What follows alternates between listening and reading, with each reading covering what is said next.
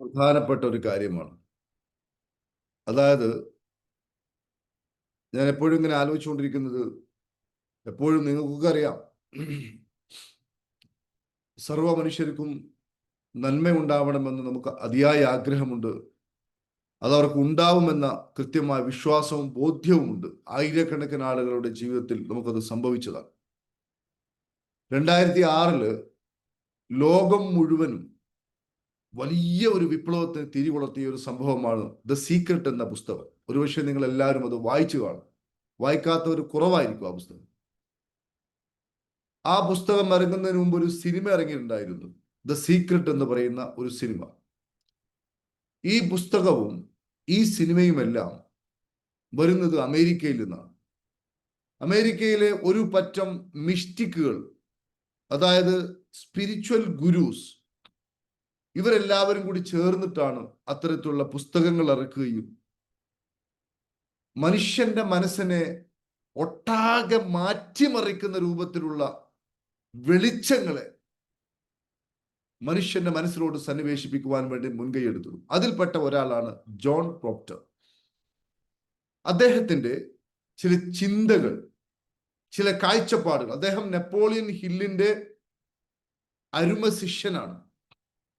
നമ്മൾ കഴിഞ്ഞ സ്പെഷ്യൽ ട്രെയിനിങ്ങിൽ പറഞ്ഞ ആ ഒരു എന്താ പറയുക, മനുഷ്യ സ്നേഹിയുടെ അരുമ ശിഷ്യനാണ് ജോൺ പ്രോക്ടർ. അദ്ദേഹം വളരെ ഗൗരവപൂർവ്വം പറയുന്ന ചില കാര്യങ്ങളുണ്ട്. അതിലേറ്റവും പ്രധാനപ്പെട്ട ഒരു കാര്യം എന്താ ചോദിക്കുകയാണെങ്കിൽ, ഒരു മനുഷ്യന്റെ ജീവിതം സമ്പൂർണമായി മാറണമെങ്കിൽ അയാളുടെ നിലവിലുള്ള ധാരണ അല്ലെങ്കിൽ വിശ്വാസങ്ങൾ, അദ്ദേഹത്തിന്റെ കാഴ്ചപ്പാടുകൾ മുഴുവനായിട്ട് മാറേണ്ടതുണ്ട്. അതെല്ലാവരും പറയുന്നതാണ്. ശരിയാണ് സാറേ, കാഴ്ചപ്പാടും മാറണം, വിശ്വാസം മാറണം, ഇതൊക്കെ സ്ഥിരമായി പറയുന്നതല്ലേ. പക്ഷെ അതിൽ അദ്ദേഹം കൂട്ടിച്ചേർക്കുന്ന മറ്റൊരു കാര്യമുണ്ട്. ആ കാര്യം എന്താ ചോദിക്കുകയാണെങ്കിൽ, നമ്മൾ മാറണമെന്ന് പറയുന്ന ആ ഒരു സംഭവം അത് നിലവിലുള്ളതിന്റെ നേരെ ഓപ്പോസിറ്റ് ആയിരിക്കും. നിലവിലുള്ളതിന്റെ നേരെ ഓപ്പോസിറ്റ് ആയിരിക്കും ഈ മാറണം എന്ന് പറയുന്ന ഈ ഒരു സംഭവം. മനസ്സിലായില്ല? ഉദാഹരണമായിട്ട് നമ്മളെല്ലാം വിശ്വസിച്ചു പോരുന്ന ചില കാഴ്ചപ്പാടുകൾ, നമ്മളെല്ലാം ശരിയെന്ന് വിചാരിച്ചു പോരുന്ന ചില ധാരണകൾ, ചില കാഴ്ചപ്പാടുകൾ, ചില എന്താ പറയുക അണ്ടർസ്റ്റാൻഡിങ്ങുകൾ, അതിന് നേരെ വിപരീതമാണ് സത്യം, അല്ലെങ്കിൽ വിപരീതത്തിലോട്ടാണ് നമ്മൾ പോവേണ്ടത്. അങ്ങനെ പോവുക എന്നത് തികച്ചും അസാധ്യമാണ് മഹാഭൂരിപക്ഷം ആളുകൾ. അതുകൊണ്ടാണ് ജീവിതം മാറാത്തത് എന്ന് അദ്ദേഹം പറയും. അപ്പോൾ അതിന് കുറച്ച് കാര്യങ്ങൾ നമ്മൾ കൃത്യമായി മനസ്സിലാക്കണം. നമ്മൾ നമ്മളെ തന്നെ സറണ്ടർ ചെയ്യണം ഇത്തരം കാര്യങ്ങളൊക്കെ പഠിക്കാൻ വേണ്ടിയിട്ട്. അതായത് അങ്ങനെയുള്ള വിശ്വാസങ്ങളും അങ്ങനെയുള്ള ധാരണകളും അങ്ങനെയുള്ള കാഴ്ചപ്പാടുകളും ഒക്കെ നമുക്ക് വരുവാനുള്ള കാരണം തുടർച്ചയായിട്ടുള്ള കേൾവി. അതായത് ഒരു വിശ്വാസം ഉറക്കുന്നത്, നീ കൊള്ളുന്നവനല്ല, നീ ശരിയല്ല, നീ മിടുക്കനല്ല എന്ന്, അല്ലെങ്കിൽ നിന്റെ വിശ്വാസം ഇതാണ്. നമുക്കൊക്കെ കിട്ടിയതെല്ലാം ആവർത്തിച്ച് ആവർത്തിച്ച് ആവർത്തിച്ച് കിട്ടിയിട്ടാണ് അതൊരു ധാരണയായിട്ട് നമ്മുടെ ഉള്ളിൽ ഉറച്ചത്. അതുകൊണ്ട് തന്നെ എങ്ങനെയാണോ ഉള്ളിൽ ഉറച്ചത്, അതുപോലെ തന്നെ പുതിയ ഇതിന്റെ ഓപ്പോസിറ്റും റിപ്പീറ്റ് ആയിട്ട് ആവർത്തിച്ചുകൊണ്ട് നമ്മൾ നമ്മുടെ മനസ്സിന് കൊടുക്കുമ്പോഴാണ് എങ്ങനെയാണോ വന്നത് അങ്ങനെ തന്നെ അത് പോവുകയുള്ളൂ. അതല്ലാതെ ഒരിക്കലും ഇത് മാറില്ല. അദ്ദേഹം വളരെ ഗൗരവത്തിൽ പറയുന്ന ഒരു കാര്യം എന്താ ചോദിക്കുകയാണെങ്കിൽ, നമ്മളൊക്കെ സ്കൂളുകളിൽ പഠിക്കുന്ന കാര്യങ്ങൾ, ഇപ്പൊ ഞാനും നിങ്ങളും ഒക്കെ പഠിച്ചത്, ഇപ്പൊ കുറേം കൂടി മാറ്റങ്ങൾ വന്നിട്ടുണ്ട്. എങ്കിലും ശരി, നമ്മളൊക്കെ വിദ്യാലയങ്ങളിൽ പഠിക്കുന്നത് ടെക്സ്റ്റ് ബുക്ക് എടുക്കുന്നു, അതിലെ പാഠഭാഗങ്ങൾ തത്തമ്മ പൂച്ച പോലെ പഠിക്കുന്നു. അതിലെ പ്രധാനപ്പെട്ട ക്വസ്റ്റ്യൻസ്, ഞാൻ കുറച്ച് PG ഒക്കെ എടുത്ത ആളാണ്. PG ഒക്കെ എടുക്കാൻ വളരെ എളുപ്പമാണ്. ചില ആൾക്കാർ ചിന്തിക്കും, നിങ്ങൾ എങ്ങനെ ഇത്ര എടുത്തു? കുറച്ച് പ്രീവിയസ് ക്വസ്റ്റ്യൻ പേപ്പേഴ്സ് റെഫർ ചെയ്താൽ ലഭിക്കാവുന്നതേ ഉള്ളൂ ഏത് PG. പിന്നെ എഴുതുവാനൊരു സ്കില്ലും ഇംഗ്ലീഷ് ഭാഷയിൽ കുറച്ചൊരു പരിജ്ഞാനം ഉണ്ടെങ്കിൽ എത്ര PG ആർക്കും കൊടുക്കാം. അപ്പൊ ഈ PG എടുക്കുന്നത് കൊണ്ട് ഒരാൾക്ക് നോളജ് ഉണ്ടായിക്കൊള്ളുമെന്ന് യാതൊരു നിർബന്ധവുമില്ല. അപ്പോ എന്താ ഇവിടെ സംഭവിക്കുന്നത് ചോദിക്കുകയാണെങ്കിൽ, കേവലം നമ്മൾ പുസ്തകത്തിലുള്ള കാര്യങ്ങൾ പഠിക്കുന്നു, പരീക്ഷ എഴുതുന്നു, പരീക്ഷ പാസ്സാവുന്നു, അല്ലെങ്കിൽ കേവലം മാർക്ക് ലഭിക്കുന്നു. ഇത് ഒരു മനുഷ്യന് യഥാർത്ഥത്തിലുള്ള ജ്ഞാനത്തിലോട്ട് പോകുന്നില്ല. ഒരുപക്ഷെ ചില തിയറീസുകളും ചില കാര്യങ്ങളും ഒക്കെ മനസ്സിലോട്ട് കിട്ടുമെന്നതല്ലാതെ, നിലവിൽ അദ്ദേഹത്തിന്റെ ചെറിയ പ്രായം മുതൽ തന്നെ ആ മനുഷ്യന്റെ ഉള്ളിലോട്ട് കയറിയ ധാരണകളെ തിരുത്തുവാനോ അതിൽ മാറ്റം വരുത്തിക്കൊണ്ട് ശക്തമായ ഒരു പേഴ്സണാലിറ്റി ആയിട്ട് മാറുവാനോ വിജയത്തിലോട്ട് നയിക്കുവാനോ സാധിക്കുകയില്ല ഈ എന്താ പറയാ അക്കാഡമിക് നോളജ് കൊണ്ട് എന്ന് അദ്ദേഹം അതിശക്തമായി വാദിക്കുന്നു.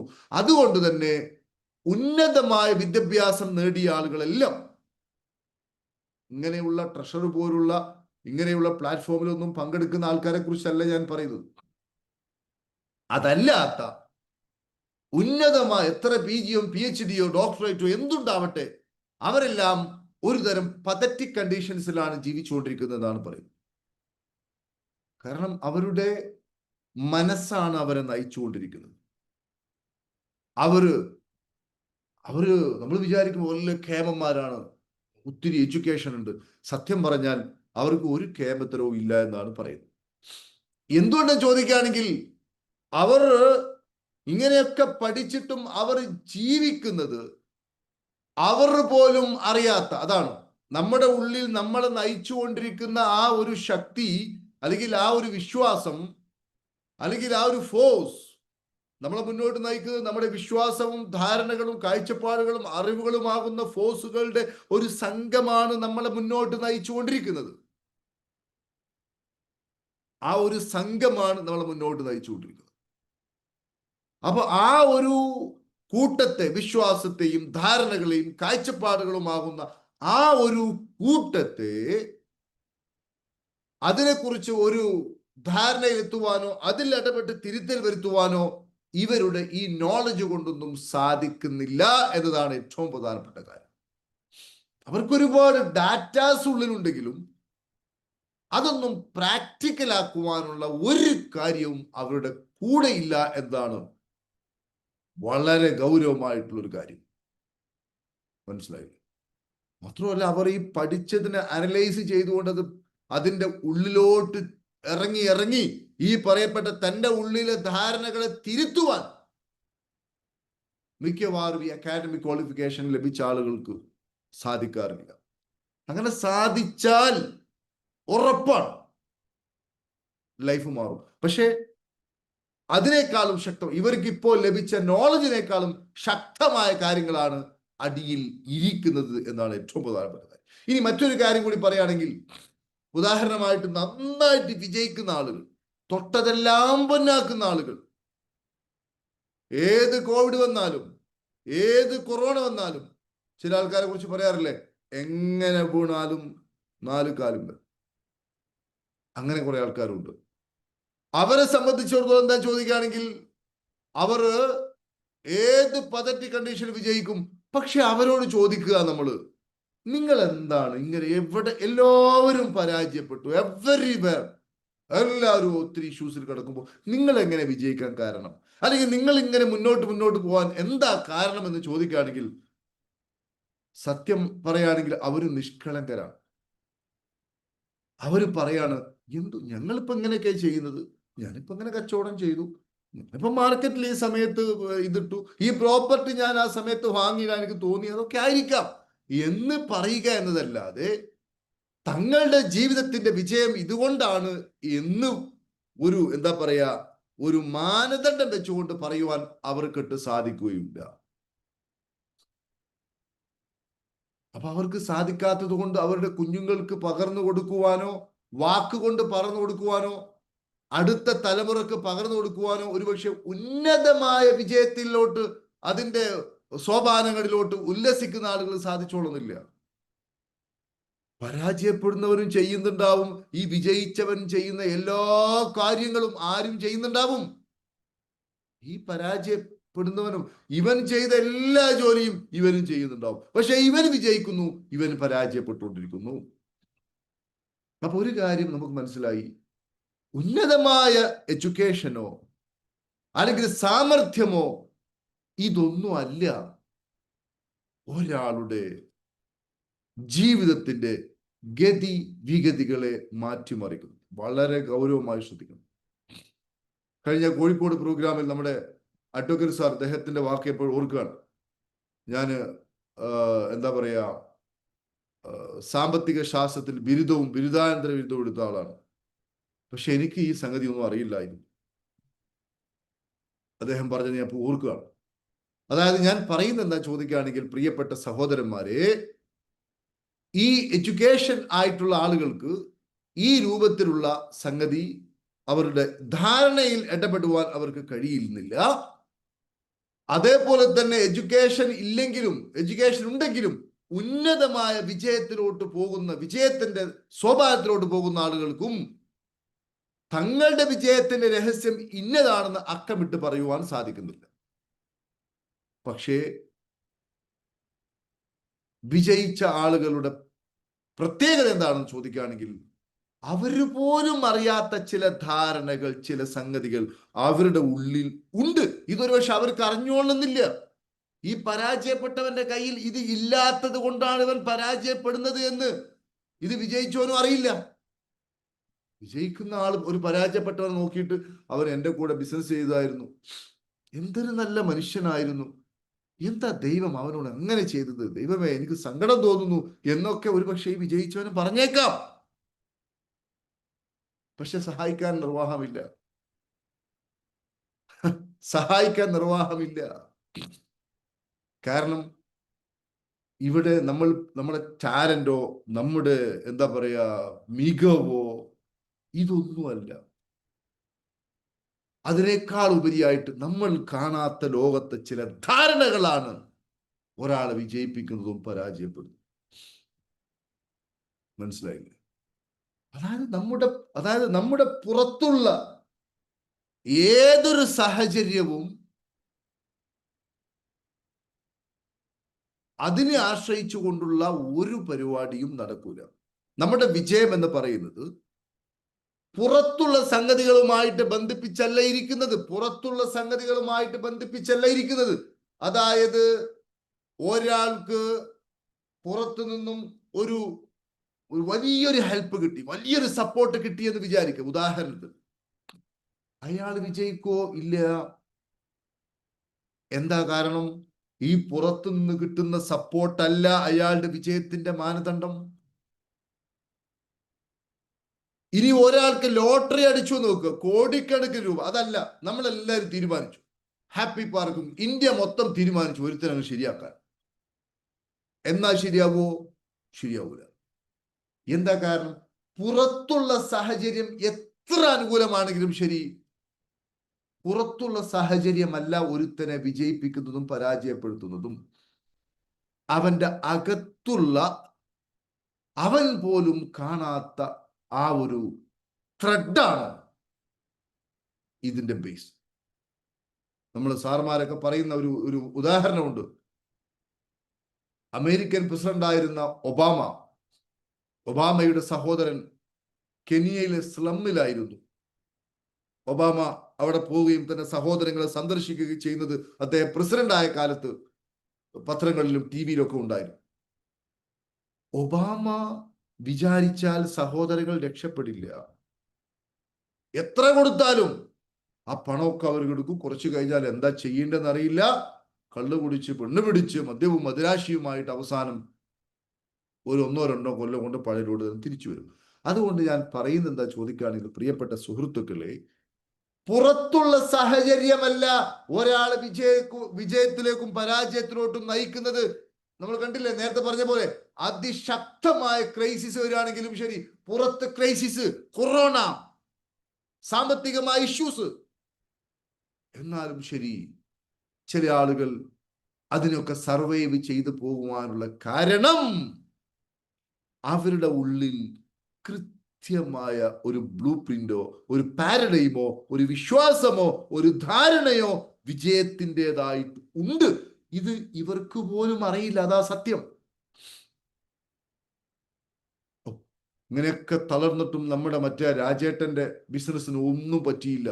രാജേഷിനോട് പോയി ഏട്ടനോട് പോയി ചോദിക്കുകയാണെങ്കിൽ അദ്ദേഹം പറയും ദൈവാധീനം, എനിക്കറിയില്ല. മനസ്സിലായില്ലേ? അപ്പൊ ഞാൻ പറയുന്നത്, നമ്മുടെ അകത്ത് ആണ് ഈ ധാരണകളും കാഴ്ചപ്പാടുകളും ഒക്കെ കുടികൊള്ളുന്നത്. ഇത് എഡ്യൂക്കേഷൻ കൊണ്ട് മാറ്റുവാൻ സാധ്യമല്ല. അങ്ങനെ മാറ്റുവാൻ സാധിക്കുന്നുവെങ്കിൽ ഉന്നതമായ എഡ്യൂക്കേഷൻ ലഭിച്ച ആളുകളൊക്കെ ഇപ്പോഴും നേരത്തെ പറഞ്ഞ പോലെ ഏതെങ്കിലും ഒരു ഉന്നതമായ പദവിയിൽ ഇരിക്കുന്നവർ മാത്രമാണ്. അതുകൊണ്ട് ഞാൻ എഡ്യൂക്കേഷൻ വേണ്ട എന്നതല്ല, എഡ്യൂക്കേഷൻ നിർബന്ധമാണ്. പക്ഷെ അതോടുകൂടി തന്നെ അകത്തുള്ള ഈ ധാരണയിൽ ഇടപെട്ടുകൊണ്ട് അവിടെയും തിരുത്തൽ വരുത്തുവാൻ വേണ്ടി ഒരു ജോലി നമ്മൾ ചെയ്തിട്ടില്ല എങ്കിൽ ഈ എഡ്യൂക്കേഷൻ കൊണ്ട് പ്രത്യേകിച്ച് ഒരു ഗുണമില്ല. മനസ്സിലായോ? ചില ആൾക്കാരൊക്കെ പറയാറുണ്ട്, സാറെ ട്രെയിനിങ് അറ്റൻഡ് ചെയ്തിട്ടാണോ യൂസുഫ് അലി സാറൊക്കെ കോടീശ്വരനായത്? അത് കറക്റ്റാണ്. അവർക്കറിയില്ല അവരെങ്ങനെ കോടീശ്വരനായത്. പക്ഷെ ഇപ്പോ ഞാൻ പറഞ്ഞല്ലോ, നേരത്തെ പറഞ്ഞല്ലോ, ഇപ്പൊ എല്ലാവർക്കും എല്ലാം ആകുവാൻ സാധിക്കുന്ന കാലഘട്ടത്തിൽ അങ്ങനെ ഒരു ബീജവുമായിട്ട്, ഒരു കോടീശ്വരന്റെ ബീജവുമായിട്ട് ജന്മമെടുത്ത, ചരിതകപരമായിട്ടോ മറ്റോ ഒക്കെ ജന്മമെടുത്ത ആളുകളല്ലാതെ ഏത് പതറ്റിക് കണ്ടീഷനുള്ള ഒരു വ്യക്തിയെ സംബന്ധിച്ചിടത്തോളം അവർക്കും അവരുടെ ഉള്ളിലെ ധാരണയിൽ മാറ്റം വരുത്തിയാൽ അവർക്കും ലൈഫിനെ മാറ്റുവാൻ സാധിക്കുമെന്നൊരു കാലഘട്ടത്തിലാണ് നമ്മൾ ജീവിച്ചുകൊണ്ടിരിക്കുന്നത്.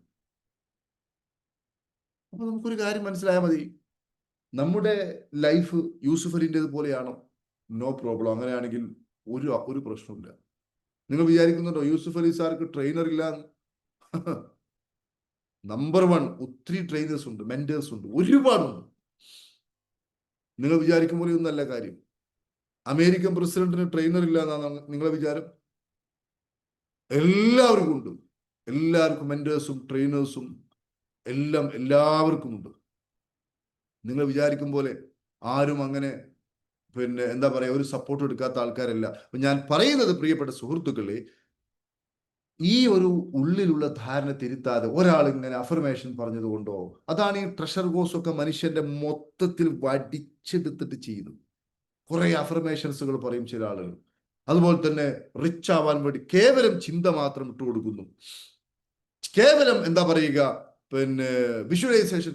ഇതൊക്കെ നമ്മൾ ചെയ്താലും ഉപരിപ്ലവമായിട്ടുള്ള ചിലപ്പോൾ എന്തെങ്കിലുമൊക്കെ തുടുക്കൊക്കെ ചിലപ്പോൾ സംഭവിച്ചേക്കാം. പക്ഷേ വീണ്ടും പഴയതിലോട്ട് പോകും. അപ്പോൾ നമ്മുടെ ഈ വിജയിച്ച ആളുകൾക്ക് ഉള്ള ആ ഒരു സംഭവത്തിലോട്ട്, അവർ പോലും അറിയാത്ത ആ സംഭവത്തിലോട്ട് നമ്മളും അറിയാതെ പോയാൽ, അതിനാണ് റിച്ച് വൈബ് ക്ലബൊക്കെ എൻ്റെ സഹോദരങ്ങളെ പണിയെടുത്തുകൊണ്ടിരിക്കുന്നത്. ഈ സത്യം ഉന്നതരായ ഒത്തിരി ഗുരുക്കന്മാരിലൂടെ ലഭിച്ച ഈ സത്യം നമ്മുടെ തന്നെ അന്തരാത്മാവിനെ കൊണ്ട് ആത്മാവ് നിരന്തരം പ്രഷർ ചെയ്തുകൊണ്ടിരിക്കുകയാണ്, നിങ്ങൾ ആളുകൾക്ക് ഇത് പറഞ്ഞു കൊടുക്കാൻ വേണ്ടി. അതിന്റെ ബേസിലാണ് ഈ ഹാപ്പി പാർക്കും റിച്ച് വൈബ് ക്ലബും ഈ കാര്യങ്ങളെല്ലാം നമ്മൾ നടത്തിപ്പോരുന്നത്. അപ്പോൾ ഞാൻ പറയുന്നത് എന്താ ചോദിക്കുകയാണെങ്കിൽ, നമ്മൾ ചെയ്യുന്ന എല്ലാ കാര്യങ്ങളും ശരിപ്പെടണമെങ്കിൽ അകത്ത് ഉറച്ചു പോയ ചില ധാരണകളുണ്ട്. ആ ധാരണ എന്താ നമുക്കറിയോ? ഒന്ന് ടൈപ്പ് ചെയ്തേ. നമ്മുടെ അകത്ത് ഉറച്ചു പോയ ധാരണകൾ എന്താണ് എന്ന് നമുക്കറിയോ? ഇല്ല, അറിയില്ല. ഒന്ന് ടൈപ്പ് ചെയ്തേ. അറിയുന്നവരുണ്ടോ? അറിയുന്നവർ വളരെ കുറവായിരിക്കും. അറിയില്ല നമുക്ക്. നമ്മുടെ അകത്ത് ഉറച്ചു പോയ ധാരണകളെ കുറിച്ച് നമുക്ക് ഒരു വിവരമില്ല. മനസ്സിലായോ? നിങ്ങളൊരു കാര്യം ചെയ്ത് നോക്കൂ. നിങ്ങൾക്ക് ഒരു പക്ഷേ ഒരു ദിവസം ഒരു 2-3 മണിക്കൂർ നിങ്ങളെ തന്നെ എന്തൊക്കെയാണ് ചിന്തിച്ചുകൊണ്ടിരിക്കുന്നത്, എന്തൊക്കെയാ ഇപ്പൊ നിങ്ങൾ ആലോചിച്ചുകൊണ്ടിരിക്കുന്നത് എന്നതിനെ കുറിച്ച് ജസ്റ്റ് ഒന്ന് ആലോചിച്ച് നോക്കിയാൽ മതി. അപ്പൊ നിങ്ങൾക്ക് മനസ്സിലാൻ പറ്റും. എന്താ മനസ്സിലാൻ പറ്റുക? നമ്മൾ എന്തെല്ലാമാണ് ചിന്തിച്ചുകൊണ്ടിരിക്കുന്നത്.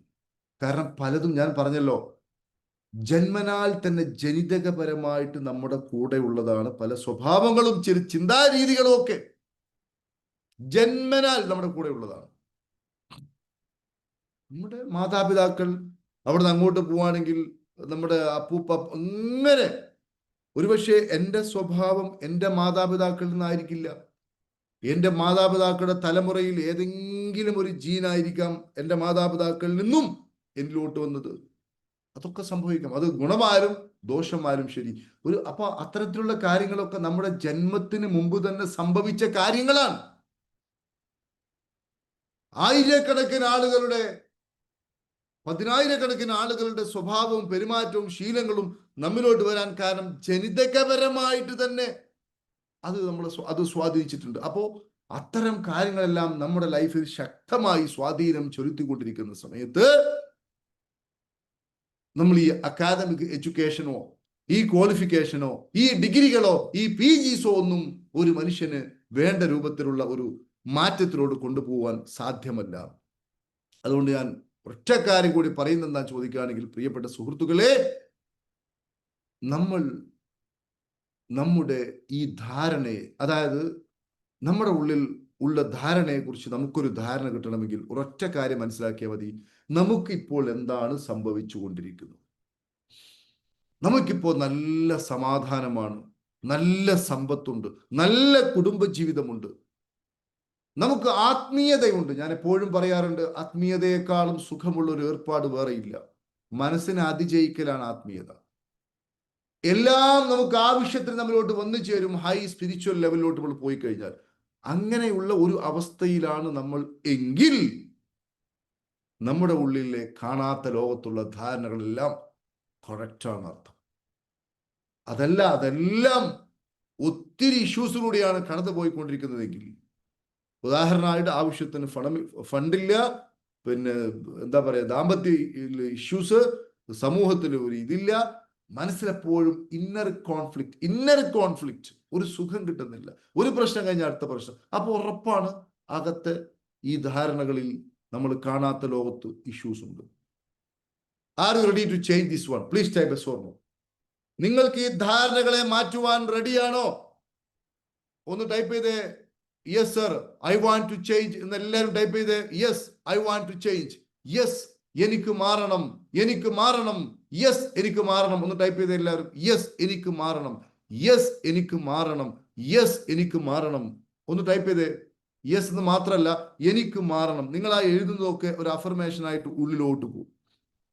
യെസ് എനിക്ക് മാറണം, യെസ് എനിക്ക് മാറണം, യെസ് എനിക്ക് മാറണം, യെസ് എനിക്ക് മാറണം. വളരെ സന്തോഷം.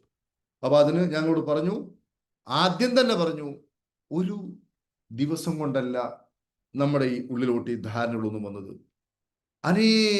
അനേക വർഷങ്ങൾ എടുത്തിട്ടാണ് ഈ വക കാര്യങ്ങളെല്ലാം നമ്മുടെ ജീവിതത്തിലോട്ട് വന്നത്.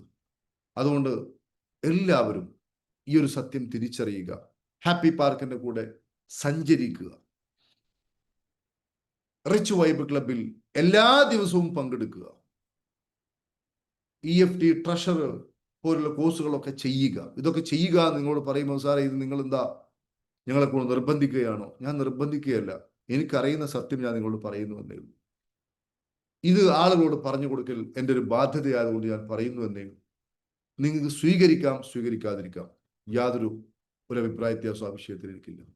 സോ പ്രിയപ്പെട്ട സുഹൃത്തുക്കളെ, ഞാൻ ഒറ്റ കാര്യം കൂടി, കഴിഞ്ഞ കോഴിക്കോട് പ്രോഗ്രാമിലും അതുപോലെ ട്രഷറിലൊക്കെ പങ്കെടുക്കുന്ന ആളുകൾ ഇതിലുണ്ട്.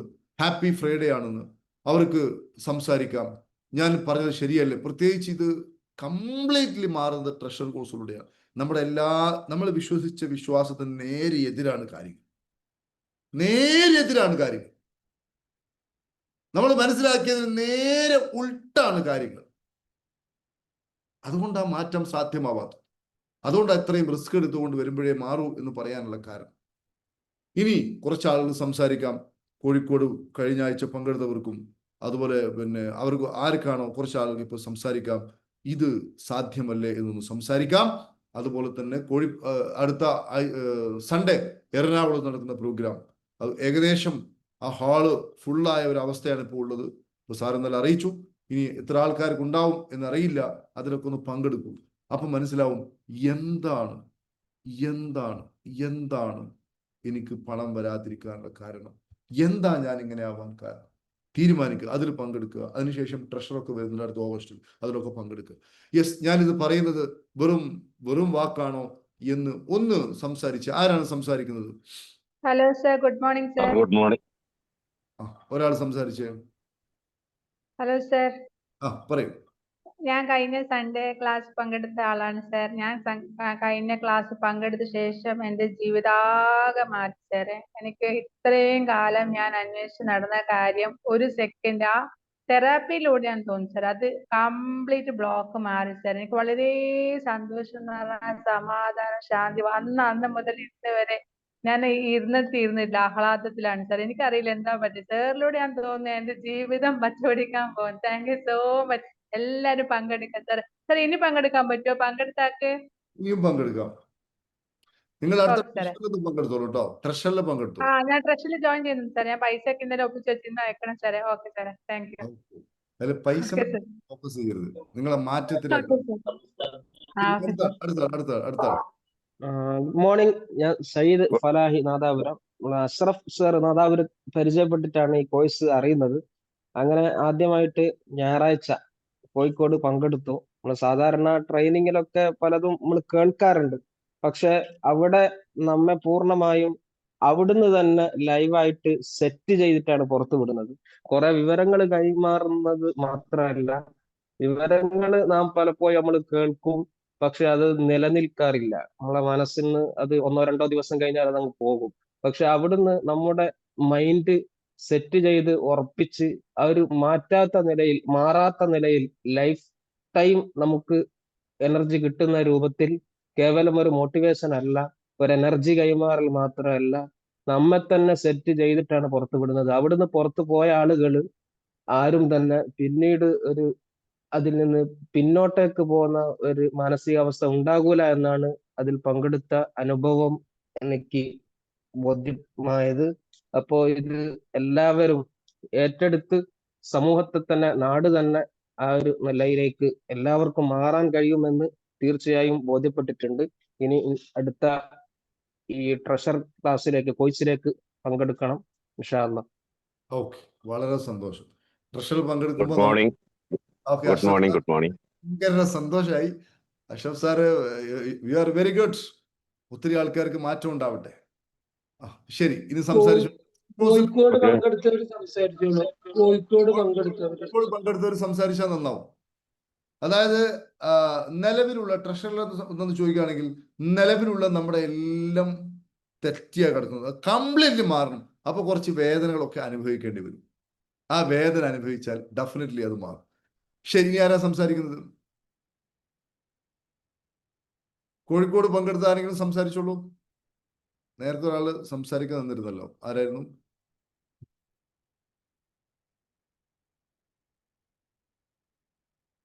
കേൾക്കുന്നില്ല. മൈക്കോണാക്കി സംസാരിക്കൂ. മൈക്കോണാക്കി സംസാരിക്കൂ. Hi sir, good morning everyone. ഞാൻ ഷൗലത്താണ്. കഴിഞ്ഞ ക്ലാസ് ഞാനും അറ്റൻഡ് ചെയ്തിരുന്നു കഴിഞ്ഞ സൺഡേ. ഞാൻ എന്റെ ജീവിതത്തിൽ ആദ്യമായിട്ടാണ് ഞാനൊരു പണമായിട്ട് ബന്ധപ്പെട്ട ഒരു ക്ലാസ്സിൽ അറ്റൻഡ് ചെയ്യുന്നത്. ശരിക്കും പറയുകയാണെങ്കിൽ ഞാൻ അത്ഭുതപ്പെട്ടു പോയി. സാറിന്റെ മെഡിറ്റേഷൻ ആണെങ്കിലും ക്ലാസ്സുകളാണെങ്കിലും ഭയങ്കര സന്തോഷം തോന്നി. അപ്പോ ശരിക്കും എനിക്ക് തോന്നുന്നു എന്റെ ജീവിതം ആകെ മാറ്റിമറിക്കുന്ന ഒരു കോഴ്സ് ആയിട്ടാണ് എനിക്ക് തോന്നുന്നത്. സ്റ്റാർട്ടിങ് നെക്സ്റ്റ് എന്തായാലും ട്രഷറിൽ ഞാൻ ജോയിൻ ചെയ്യുന്നുണ്ട്. അപ്പൊ ഇതിൽ ഏതെങ്കിലും സാറിന്റെ ക്ലാസ്സുകൾ അറ്റൻഡ് ചെയ്യാത്തവരുണ്ടെങ്കിൽ അങ്ങനത്തെ ക്ലാസ്സുകൾ അറ്റൻഡ് ചെയ്യുക. Okay, thank you so much sir. വളരെയധികം സന്തോഷം. വളരെ സന്തോഷം, വളരെ സന്തോഷം. ഇങ്ങനെയുള്ള ഈ നല്ല വർത്തമാനങ്ങൾ പറയുന്ന ആളുകൾക്കാണ് കൂടുതൽ ഈ അനുഗ്രഹങ്ങൾ ലഭിച്ചുകൊണ്ടിരിക്കുന്നത്. അതായത് നമ്മൾ കിട്ടിയതിനെ അക്നോളജ് ചെയ്യാന്നത് ഏറ്റവും പ്രധാനപ്പെട്ട കാര്യമാണ്. അതായത് നമ്മൾ അനുഭവത്തിലൂടെയാണ് കൊണ്ടുപോവുക. അത് നമ്മുടെ ഹാപ്പി പാർക്കിന്റെ എല്ലാ കോഴ്സും അങ്ങനെ തന്നെയാണ്. ഇപ്പൊ നിങ്ങൾ ട്രഷറിൽ വരുമ്പോൾ എല്ലാം എക്സ്പീരിയൻസ് ആണ്. അറിവുകൾ കൊണ്ട് പ്രത്യേകിച്ച് കാര്യമൊന്നുമില്ല. അറിവുകൾ കൊണ്ട് ഒരിക്കലും പൂർണ്ണമായ മാറ്റം ഉണ്ടാവില്ല. അങ്ങനെ മാറ്റം ഉണ്ടാവുകയാണെങ്കിൽ MA PhD ഒക്കെ എടുത്ത ആൾക്കാർ ഇവിടെ നരകത്തിൽ ജീവിക്കേണ്ട അവസ്ഥ ഉണ്ടാവില്ല. ഞാൻ എപ്പോഴും ആലോചിക്കാറുണ്ട്. എൻ്റെ ഒരു സുഹൃത്ത്, അദ്ദേഹം നമ്മളൊക്കെ ഡിഗ്രിക്കൊക്കെ പഠിക്കുമ്പോൾ അദ്ദേഹം PG ഒക്കെ എടുത്തിട്ട് സ്കൂളിൽ ഹെഡ് മാഷായിട്ട് ജോലി ചെയ്യുന്ന ആളാണ്. ഇന്ന് അദ്ദേഹത്തിന് നമ്മളെ കാണുന്ന വിഷമമാണ്. നമുക്ക് ഒത്തിരി ഗവൺമെന്റ് ഉദ്യോഗം ലഭിക്കുകയും നമ്മളൊക്കെ ഉന്നതമായ, അതായത് അദ്ദേഹവുമായി തട്ടിച്ചു നോക്കുമ്പോൾ ഒരുപാട് ഉയരത്തിലെത്തുകയും അദ്ദേഹം ഇപ്പോഴും ആ ഒരു അവസ്ഥയിൽ പതറ്റിക് കണ്ടീഷനിൽ പോവുകയും ചെയ്യുമ്പോൾ അദ്ദേഹം ഇപ്പോൾ കാണുമ്പോൾ നമ്മളൊക്കെ കാണുമ്പോൾ അദ്ദേഹം സങ്കടം പങ്കുവെക്കാറുണ്ട്. അപ്പൊ ഈ എഡ്യൂക്കേഷനേക്കാളൊക്കെ എത്രയോ മുകളിലാണ് അനുഭവം എന്ന് പറയുന്നത്. ഇതൊരു യോഗമാണ്. അതാണ് നമ്മൾ തിരിച്ചറിയുന്നത്. ഞാൻ പറഞ്ഞല്ലോ, ജനിതകപരമായിട്ട് വരുന്ന ചില ബ്ലോക്കുകളൊക്കെ ഉണ്ടാവും. അതൊന്നും നമ്മൾ എഡ്യൂക്കേഷനെ കൊണ്ട് മാറ്റാൻ കഴിയില്ല. മനസ്സിലായില്ല? ജനിതകപരമായിട്ട് വരുന്ന നന്മകളും ഉണ്ടാവും. അവർക്ക് ചിലപ്പോൾ ക്ലാസ്സും വേണ്ടി വരില്ല. അതിനൊക്കെ പിന്നിൽ ചില റീസൺസുകൾ ഉണ്ടാവും. സർവ്വ മനുഷ്യർക്കും വിജയിക്കുവാനുള്ള ഒരു പ്ലാറ്റ്ഫോമാണ്, ഒരു അവസ്ഥയാണ് ഇന്നത്തെ കാലത്തുള്ളത് എന്ന് എല്ലാവരും തിരിച്ചറിയുക. ഇനി ആരാണ് സംസാരിക്കുന്നത്? ഒന്ന് രണ്ടാൾ കൂടി സംസാരിച്ചോളൂ. ഇപ്പോ ട്രഷറൊക്കെ പറയുകയാണെങ്കിൽ ഒരു കാര്യം ഇവിടെ പറഞ്ഞോട്ടെ സർ.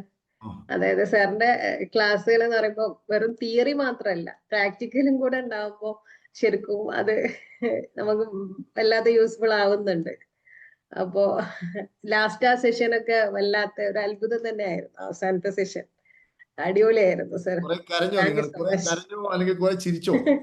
രണ്ടും ഉണ്ട്. കരഞ്ഞും ചെയ്തത്. ആ പണത്തിനെ പറ്റിയുള്ള വല്ലാത്ത അത്ഭുതം ഞാൻ ഇതുവരെ അറ്റൻഡ് ചെയ്തിട്ടില്ല. സന്തോഷം. മിഗ്ദാദാണ് എന്നെ ഈ ഒരു പ്ലാറ്റ്ഫോമിലേക്ക് കൊണ്ടുവന്നത്. അതേപോലെ ഷറഫുദ്ദീനും ഇതിനെ പറ്റി പറഞ്ഞിരുന്നു. മിഗ്ദാദിനും thank you so much Migdad. ഷറഫുദ്ദീനും, കാരണം സാറിനെ പറ്റി അവര് പറയുമ്പോ തന്നെ ഒരുപാട് കാര്യങ്ങളാണ്. എന്താ വെച്ചാല് പിന്നെ ഷറഫുദ്ദീൻ പറയും കരീം സാറിന് അങ്ങനെയാണ്, അതേപോലെ തന്നെ മിഗ്ദാദ് പറയില്ല കരീം സാർ അങ്ങനെയാണ്, സാറിന്റെ ക്ലാസ് ശരിക്കും അത്ഭുതമാണ്, ഞാൻ എന്റെ ജീവിതത്തിൽ അറ്റൻഡ് ചെയ്തിട്ടില്ല എന്ന് മിഗ്ദാദ് പറഞ്ഞു. അതേപോലെ എനിക്ക് തോന്നി. അപ്പൊ ഫസ്റ്റ് തന്നെ ഞാൻ ആ ഒരു സാറിനെ വിളിച്ച സമയത്ത് സാറ് പറഞ്ഞു, സാധാരണ ഒരു കോഴ്സിലേക്ക് ജോയിൻ ചെയ്യാന്ന് പറയും, നിങ്ങൾക്ക് പറ്റിയ കോഴ്സ് അല്ല അത് പറഞ്ഞു സാർ. പിന്നെ അവരെ വീണ്ടും ഞാൻ ഒരുപാട് വിളിച്ചതിന് ശേഷം അവരെ ലിങ്ക് അയച്ചു തന്നു, സാറിന്റെ മെഡിറ്റേഷന്റെ ലിങ്ക് അയച്ചു തന്നു. അങ്ങനെ അവര് പറഞ്ഞു സാറിന്റെ എന്തെങ്കിലും ഒരു കോഴ്സ് അറ്റൻഡ് ചെയ്താലല്ലേ നിങ്ങൾക്ക് അത് മനസ്സിലാവുള്ളൂ എന്ന്. അപ്പൊ അങ്ങനെയാണ് ഇതിലേക്ക് വന്നത്. ഏതായാലും പഠിച്ചവന് ഒരുപാട് നന്ദി അറിയിക്കുകയാണ്. അതേപോലെ എല്ലാവർക്കും താങ്ക് യു സോ മച്ച്. അതായത് ഈ ട്രഷറിലൊന്നും നേരിട്ട് അറ്റൻഡ് ചെയ്യിക്കാറില്ല. ഒരു കോഴ്സിന് ഇത്രയും ഫീസുള്ള ഒരു കോഴ്സിന് ഒരാൾ വിളിച്ചു കഴിഞ്ഞാൽ പെട്ടെന്ന് ചേർന്നോളൂ എന്നാണ് എല്ലാവരും പറയാ. പക്ഷെ നമ്മൾ അങ്ങനെ ആരും ജോയിൻ ചെയ്യിക്കാറില്ല. ട്രഷറിൽ നമ്മൾ വളരെ സ്ട്രിക്റ്റ് ആയിട്ട് ആൾക്കാരെ എടുക്കാറുള്ളൂ. കാരണം നമ്മളതൊരു മണി മോട്ടിവേഷൻ അല്ല. അത് മണി മോട്ടിവേഷനോട് കൂടെ ചെയ്യുകയാണെങ്കിൽ ഇതൊന്നും നടക്കൂല. അത് ആ രൂപത്തിലുള്ള ആളുകൾക്കേ പറ്റൂ. ആ ലെവലിലെത്തും. ഇന്ന് എത്താത്ത ആൾക്കാർ നാളെ എത്തും. അപ്പൊ വന്നോട്ടെ. ഇപ്പൊ ട്രഷറിലെ ഫസ്റ്റ് ബാച്ച് അനൗൺസ് ചെയ്തപ്പോൾ കുറെ ആളുകൾ നോക്കിയിരുന്നു, വേണോ വേണ്ടേ. അവർ രണ്ടാമത്തേൽ വന്നു, വേറെ ചില ആൾക്കാർ മൂന്നാമത്തേലോട്ട് വന്നു. അപ്പോ വരട്ടെ, ആ സമയമാകുമ്പോൾ അവർ വരും. അതുകൊണ്ടാണ് ആ രൂപത്തിലെ സ്ട്രിക്റ്റ് നമ്മൾ എടുക്കുന്നത്. അതുകൊണ്ട് ഭയങ്കര റിസൾട്ടുമാണ്. അതുകൊണ്ടാണ് ഈ റിസൾട്ട്. മനസ്സിലാവും. ശരി, ഇനി കോഴിക്കോട് പങ്കെടുത്ത ആരെങ്കിലും ഉണ്ടോ? അപ്പൊ ഇനി എറണാകുളത്ത് പങ്കെടുക്കാത്ത ആൾക്കാർ ആരും ഉണ്ടാവരുത്, എല്ലാവരും പങ്കെടുക്കണം. ഉല്ലാസാര ഉണ്ടാവില്ലേ? യെസ്, സംസാരിച്ചോളൂ. അബ്ദുൽ അസീസ് സാർ സംസാരിച്ചോളൂ. സാറേ, ഞാൻ കോഴിക്കോടുണ്ടായിരുന്നു സൺഡേയില്. അപ്പൊ എനിക്കിപ്പോ അന്നത്തെ ക്ലാസ്സിന്റെ സാറിന്റെ ഫോർമുല ഉണ്ടല്ലോ, അതായത് നമ്മളെ ഇൻവെസ്റ്റ്മെന്റിന്റെ സേവിങ്സിന്റെ ഒക്കെ അതിനെപ്പറ്റി ശരിക്ക് എനിക്കിപ്പോ അതായത് മുമ്പേ ഒരു ഇതുണ്ട്, പക്ഷെ ശരിക്കും ക്ലാരിറ്റി ഇപ്പൊ കിട്ടിയത് എന്ന് വെച്ചാൽ ഇപ്പൊ ഒരുവിധ ആൾക്കാർക്ക് ഇപ്പം അറിഞ്ഞോളുന്നുണ്ടായില്ല. നമ്മൾ ഈ പിന്നെ അസറ്റ് എന്ന് വിചാരിച്ച് ഈ ലയബിലിറ്റി അസറ്റും തമ്മിലുള്ള വ്യത്യാസം മനസ്സിലാക്കാത്ത മെയിൻ പ്രശ്നം. അപ്പൊ എനിക്ക് സംഭവിച്ചെന്ന് വെച്ചാൽ ഞാൻ ഗൾഫിലൊക്കെ ജോലി ചെയ്ത ആളാണ്. അന്ന് വരുമാനം ഉണ്ടാക്കിയിരുന്നു. പക്ഷെ അന്ന് അതിന്റെ ഒരു പിന്നെ ക്ലാരിറ്റി ഇപ്പോഴാണ് മനസ്സിലാവണത്. അന്ന് നമ്മൾ എന്ത് സാധാ വരുമാനത്തിൽ നിന്നും അസറ്റ എന്ന് വിചാരിച്ച് വല്ലതും ഉണ്ടാക്കിയെന്ന് വെച്ചാൽ വീട് നമ്മൾ അസറ്റ വിചാരിച്ച അന്നത്തെ സാധാ വരുമാനത്തിൽ നിന്നും വീടിന് വേണ്ടി ചെലവഴിച്ചു. പക്ഷെ അതിന് ക്ലാരിറ്റി കിട്ടിയപ്പോ നമ്മൾ സാറ് പറഞ്ഞു അസറ്റിൽ നിന്ന് കിട്ടുന്ന വരുമാനം കൊണ്ട് നമ്മൾ ആഡംബരങ്ങൾ ചെയ്യണമെന്നായിരുന്നു. അതാണ് എനിക്ക് പറ്റിയൊരു വിഡിത്തം. എന്ന് വെച്ചാൽ ഞാൻ അസറ്റ് എന്ന് വിചാരിച്ചത് സത്യം ലയബിലിറ്റി ആയിരുന്നു. അതിന് ഒരു പോയിന്റ് ശരിക്കും മനസ്സിലായി കഴിഞ്ഞാൽ ഇപ്പൊ സാറ് പറയുമ്പോൾ കറക്റ്റിന്റെ ഒരു ക്ലാരിറ്റി കിട്ടുന്നത് എന്ന് വെച്ചാൽ നമ്മള് സാധാ വരുമാനം അതുകൊണ്ട് അസറ്റ് വാങ്ങി അതിൽ നിന്ന് വരുന്ന വരുമാനം കൊണ്ട് എന്ന് വെച്ചാൽ നമ്മൾ സ്വയം ജോലി ചെയ്യാതെ പണം ജോലി ചെയ്ത് ഉണ്ടാക്കിത്തരുന്ന വരുമാനം കൊണ്ട് നമ്മൾ ആഡംബരം ചെയ്യുകയാണെങ്കിൽ നമ്മൾ ഒരിക്കലും നമ്മളെ ദാരിദ്ര്യത്തിൽ പോകില്ല. അതാണ് സാറ് പറഞ്ഞ പോയിന്റ് എനിക്ക് മനസ്സിലായത്. അതിനായിരിക്കും ബെൻസ് വാങ്ങാവൂ, അപ്പോഴേ നമ്മൾ ഓടി വാങ്ങാവൂ. അല്ലാണ്ട് നമുക്ക് പലർക്കും വരുന്ന വിഡിത്തതാണ്. നമ്മള് സാധാ വരുമാനത്തിൽ നമ്മള് ലാബിലിറ്റി വാങ്ങിക്കൂട്ടുകയാണ് ചെയ്യുന്നത്. അല്ലേ സാറേ? അതാണ് കറക്റ്റാണ്. ഇതൊക്കെ എത്രയോ കാലങ്ങൾക്ക് മുമ്പേ പഠിപ്പിക്കപ്പെടുന്ന കാര്യങ്ങളാണെങ്കിലും ആളുകൾക്ക് ഈ സംഗതി അറിയില്ല. മാത്രമല്ല നമ്മൾ ഒരുപാട് കാര്യങ്ങൾ, അതായത് പിന്നെ ആ മണി മൈൻഡ് സെറ്റിലെ ഒരു 10 ദിവസത്തെ കോഴ്സും അതുപോലെ ഇതും കൂടി ചേർത്ത് വായിക്കുമ്പം ഇത് എത്ര രൂപക്ക് പുറത്തു പോവാണെങ്കിൽ എത്ര രൂപ കൊടുക്കാൻ പറ്റുമോ അസീസ് സാറേ? ഇത് സാറേ ഇതിന് വില മതിക്കാൻ പറ്റില്ല. കാരണം എന്താ അറിയോ, ഇപ്പൊ ഈ ക്ലാസ് സാറിന്റെ ക്ലാസ് ഇത് കറക്റ്റ് ഞാൻ കുറെ കേട്ടിന്, പക്ഷേ ഇത് ഒരു ഡെപ്ത്ക്ക് പോയപ്പോഴാണ് തിരിച്ചറിഞ്ഞപ്പോഴാണ് ഞാൻ ഇത് 10-15 വർഷം മുമ്പ് ഞാൻ തിരിച്ചറിഞ്ഞിട്ടുണ്ടെങ്കിൽ നിന്റെ ജീവിതം ഈ ലെവലൊന്നും ആകുമായിരുന്നില്ല. അന്ന് ക്യാഷ് നമുക്ക് നല്ലോണം ക്യാഷ് വന്നിരുന്നു ബിസിനസ്സിലും ജോലി ചെയ്തൊക്കെ. പക്ഷെ അന്ന് നമുക്ക് ഇൻവെസ്റ്റ് ചെയ്യാൻ കഴിഞ്ഞില്ല. ഇൻവെസ്റ്റ് ചെയ്തു, പക്ഷെ അത് ലാബിലിറ്റി ഇൻവെസ്റ്റ് ചെയ്തത്, അത് അസെറ്റ് ആക്കാൻ കഴിഞ്ഞില്ല. അസെറ്റ് എന്താ തിരിച്ചറിഞ്ഞിട്ടുണ്ടായില്ല. അതാ പറ്റിയ പ്രശ്നം. ഞാൻ ആ ക്ലാസ് എടുക്കുന്ന സമയത്ത് എനിക്ക് പൊതുവേ ഒരു ശൈലിയുണ്ട്. ഈ ക്ലാസ് എടുക്കുമ്പോൾ ഈ ആൾക്കാരുടെ ഇമോഷൻസ് എനിക്ക് പെട്ടെന്ന് കിട്ടും. അതനുസരിച്ച് ഞാൻ എൻ്റെ ക്ലാസ് എല്ലാം മാറ്റാണ്. ഇപ്പൊ നിങ്ങൾ EFTയുടെ ഒരു ക്ലാസ് എടുക്കുമ്പോൾ പിന്നെ എന്താ പറയാ, ചിന്തിക്കും ഇതാണ് ടോപ്പ്. അടുത്ത ക്ലാസ് പറയുമ്പോൾ ഈ ക്ലാസ് പറഞ്ഞായിരിക്കില്ല അടുത്ത ക്ലാസ് പറയാ. അതെന്തുകൊണ്ട്? അവിടെയുള്ള ആളുകളോട് അനുസരിച്ചാണ്. അതുപോലെ ഇപ്പോൾ കഴിഞ്ഞ ഇതില് ട്രഷർ ബാച്ചിന് ഒരു ക്ലാസ് ഉണ്ടായിരുന്നു, പബ്ലിക്കിനല്ലാതെ. ശനിയാഴ്ച എറണാകുളത്ത്, ഞായറാഴ്ച കോഴിക്കോട്. ഒരേ ക്ലാസ്, ശനിയാഴ്ച എറണാകുളത്ത്, ഞായറാഴ്ച കോഴിക്കോട്. ശനിയാഴ്ച എറണാകുളത്തെ ക്ലാസ്സും വ്യത്യാസം, ഞായറാഴ്ച കോഴിക്കോട്ടെ ക്ലാസ്സും വ്യത്യാസം. എന്താ കാര്യം? അവിടെയുള്ള ആൾക്കാരുടെ ആ ഒരു മനോഭാവം നമുക്ക് മനസ്സിലാവുന്നത് കൊണ്ടാണ്. അപ്പൊ ഈ ഒരു ക്ലാസ്സിൽ എനിക്ക് സ്റ്റാർട്ടിങ്ങിലെ ഒത്തിരി ഒരു എന്താ പറയാ, ഒരു ഡിഫൻസ് വന്നതുപോലെ തോന്നി. എന്താ കാര്യം ചോദിക്കുകയാണെങ്കിൽ, അസീസ് സാറെ പോലെ കുറെ ആളുകൾ ചിന്തിക്കുകയാണ്, എൻ്റെ ദൈവമേ ഇതൊരു 10 കൊല്ലം മുമ്പ് അറിഞ്ഞിരുന്നെങ്കിൽ. അവരുടെ മാനസികമായ വിഷമം നമുക്ക് കിട്ടുകയാണ് ചെയ്തത്. അതുകൊണ്ടാണ് ഞാൻ ഇടയ്ക്ക് മെഡിറ്റേഷൻ ഒക്കെ ചെയ്ത് എന്നെ ഒന്ന് റെഡിയാക്കിയത്.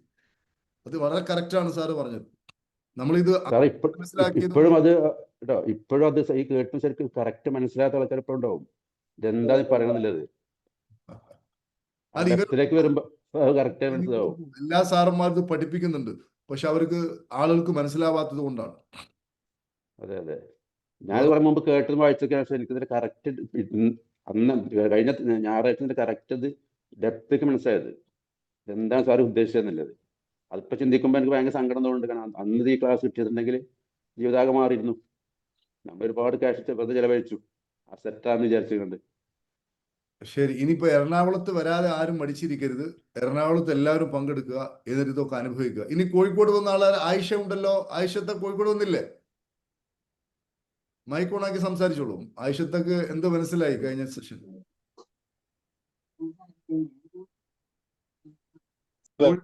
ആ, കോഴിക്കോട് വന്ന ആള് കേൾക്കുന്നില്ല.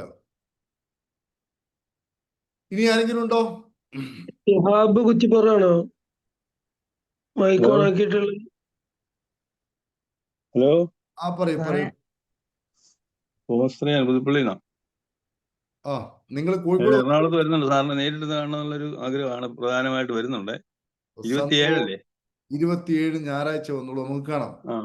ഇന്നത്തെ ക്ലാസ് ഭയങ്കരമായ ഒരു ഐഡിയ എനിക്ക് എന്റെ ജീവിതത്തിൽ വന്നു. കാരണം നമ്മൾ അകം മാറാതെ പുറത്ത് എന്നാ കാണിച്ചാലും ഒരു പ്രയോജനമില്ല. ഞാൻ 15 വർഷം ഇങ്ങനെ ഫൈനാൻസ് ഇൻവെസ്റ്റ്മെന്റിനകത്ത് ഉയർന്ന ഒരു പോസ്റ്റിൽ എഴുതി വെച്ചു, ഒന്നും നടന്നില്ല, പ്രവർത്തനം അന്ന് ഇല്ല. പക്ഷെ ഇപ്പൊ ഇത് കേട്ടപ്പോൾ നമുക്ക് പ്രവർത്തിക്കണമെന്നൊരു ആശയം വന്നു. ഇനി ഒരു സംശയം സാറേ, മണി മൈൻഡ് സെറ്റ് പങ്കെടുത്ത് ആ ആശയം ഉൾക്കൊണ്ട് നമ്മൾ പ്രവർത്തിച്ചാലല്ല നമുക്ക് പണം വരത്തുള്ളൂ. പ്രവർത്തിക്കണം. പ്രാർത്ഥിച്ചുകൊണ്ട് കാര്യമില്ല. ഉദാഹരണമായിട്ട് PhD ഉണ്ടെങ്കിലും കാര്യമില്ല. അതെ, ഉദാഹരണം പറയാം. ഒരു കൂട്ടം ആളുകൾ, ഒരു 10 ആൾക്കാർ ഇപ്പുറത്തിരിക്കുന്നു, 10 ആൾക്കാർ അപ്പുറത്തിരിക്കുന്നു. 2 കൂട്ടരും ഈ മരം ഒന്ന് വീഴണേ എന്ന് പ്രാർത്ഥിച്ചു നോക്കുക. എത്ര കാലം പ്രാർത്ഥിച്ചാൽ ആ മരം വീഴാ? നേരെ മറിച്ചിട്ട് ഈ 2 കൂട്ടരും 10 മിനിറ്റ് കൊണ്ട് 2 വെട്ട് കെട്ടിയാൽ എന്തായി? മരം വീണു. പ്രാർത്ഥനയല്ല, പ്രവർത്തനമാണ് വേണ്ടത്. അതിന്റെ കൂടെ തന്നെ നല്ല മനസ്ഥിതിയും. മനസ്സിലായോ? നമ്മുടെ കയ്യിലുള്ള അവസരങ്ങൾക്ക് വേണ്ടി പ്രവർത്തിച്ചാൽ പോരാ. ബിസിനസ് ആണ്, ബിസിനസ് എന്തെങ്കിലും ഒരു തൊഴിലുണ്ടെങ്കിൽ അതിനെ ഡെവലപ്പ് ചെയ്യണം അല്ലേ? Definitely it should be done. Kozhikode, എറണാകുളത്ത് വന്ന് നമുക്ക് കാണാം കേട്ടോ. സന്തോഷം. ഇനി ആരാണ് സംസാരിക്കുന്നത്? അപ്പൊ നമുക്ക് ഒരു കാര്യം ചെയ്യാം, എല്ലാവരും മൈക്ക് ഓൺ ആക്കിയിരുന്നു. ആയിഷ വയനാട് സംസാരിച്ചു. സാറേ, ഞാനുണ്ടായിരുന്നു കോഴിക്കോട്. എങ്ങനെ ഉണ്ടായിരുന്നു കോഴിക്കോട് പ്രോഗ്രാം? എന്ത് പറയാനാ സാറേ, സന്തോഷം ഇങ്ങനെ കൂടിക്കൂടി വരുന്നല്ലോ ഓരോരോ ക്ലാസ് കഴിയുന്തോറും. ഞാൻ ഏത് സമയം എന്തെന്നാ പറയണ്ടേ, ഭയങ്കര ഒരു ഹാപ്പി, ഉള്ളൽ ഇങ്ങനെ എന്തോ ആയി, ഇങ്ങനെ സന്തോഷത്തിന് മറന്നിരിക്കുന്നു. സാറിനെ റബ്ബ് അനുഗ്രഹിക്കട്ടെ. എനിക്കറിയാം സാറ് ലാസ്റ്റ് ക്ലാസ് കഴിയുമ്പോഴത്തേക്ക് നമ്മളെല്ലാം ഒന്ന് ഉടച്ച് മറിച്ച് ഇറക്കി വിടുക ചെയ്യാന്നുള്ളത്. അതേപോലെ തന്നെ സംഭവിച്ചു. ഓരോരോ ക്ലാസ്സും ഇങ്ങനെ മാറി മാറി വരുന്നു. നിലവിലുള്ളതിനെ ഉടച്ചു വാർക്കുന്നില്ലേ നമ്മള് ഉടച്ച് വാർക്കുന്നുണ്ട്. അത് ഓരോ ക്ലാസ്സിൽ വരുമ്പോ ഓരോ മാറ്റങ്ങളാക്കിയിട്ട് നമ്മൾ അവിടെ നിന്ന് ഇറക്കി വിടുന്നു. രാവിലെ വന്ന് ഇരിക്കുമ്പോൾ തന്നെ എനിക്കറിയാം സാർ ഒരു ഇതാക്കി വിടുന്നു. അതേപോലെ തന്നെ സംഭവിക്കുന്നത്. ഏതായാലും വലിയ സന്തോഷം. മാറി വരും. ഞാൻ എന്റെ അവസ്ഥ പറഞ്ഞു. ഞാൻ ഒരു സമയവും എന്റെ ഉള്ളൊക്കെ ചിരിച്ചുകൊണ്ടിരിക്കുന്ന നടക്കും. ഞാനല്ല ചിരിക്കുന്നത്, സ്വയം എന്റെ ശരീരം മൊത്തം ഹാപ്പി ആയിട്ട് നടന്നു.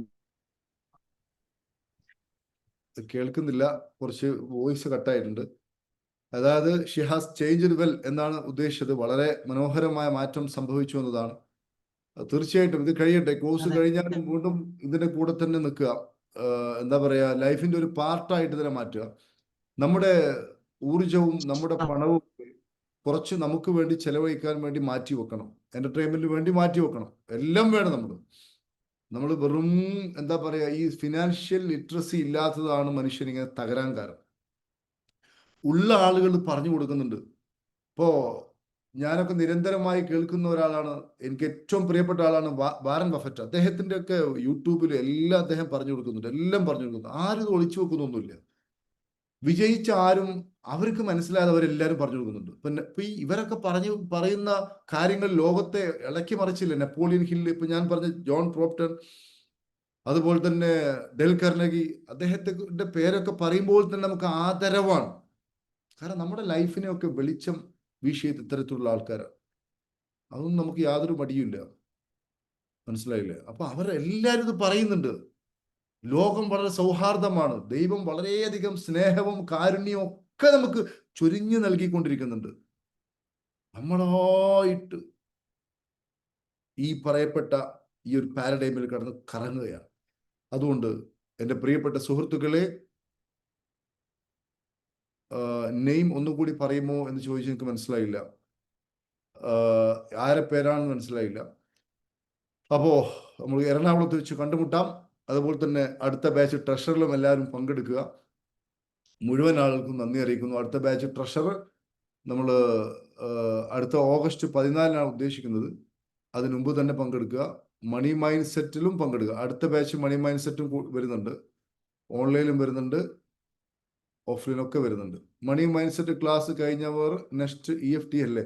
നിങ്ങൾ മണി മൈൻഡ് സെറ്റിൽ പങ്കെടുത്താൽ പിന്നെ നിങ്ങൾക്ക് എന്തിലും പങ്കെടുക്കാം. ട്രഷറിൽ പങ്കെടുക്കാം. ട്രഷറിൽ EFTയുടെ ബേസ്, അഡ്വാൻസ്, മാസ്റ്റർ എല്ലാം ട്രഷറിലുണ്ട് കേട്ടോ.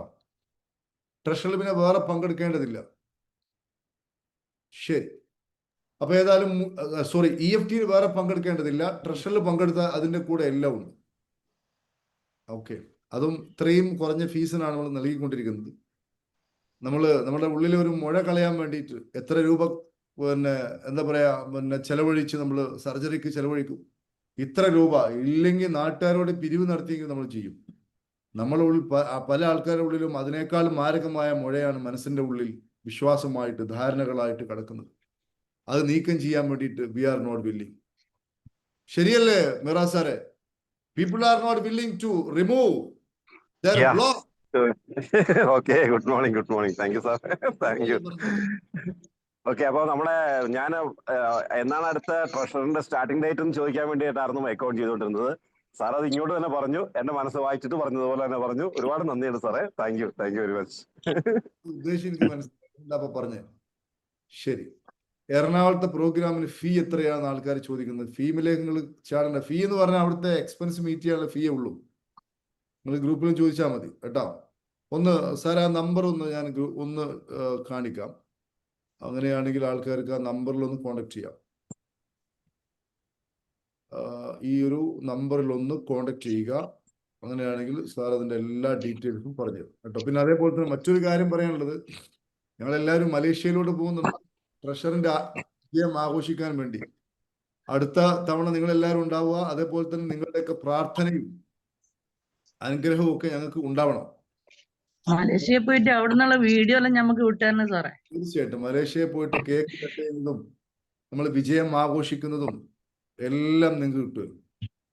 കേട്ടോ. അപ്പൊ നിങ്ങൾക്ക് സുന്ദരമായിട്ട് അപ്പൊ ഇതെല്ലാം ഈ പറഞ്ഞ മലേഷ്യ യാത്ര ഗംഭീര വിജയമായിരിക്കട്ടെ. എല്ലാ ആശംസകളും നേരുന്നു. Thank you. അത് ഭയങ്കരമാണത്. അതാര് നമ്മളോട് എന്ത് പറഞ്ഞാലും അപ്പോൾ തന്നെ നമ്മൾ അവരെ ബ്ലെസ് ചെയ്തണം. അത് നമുക്കും കൂടി അത് കിട്ടും.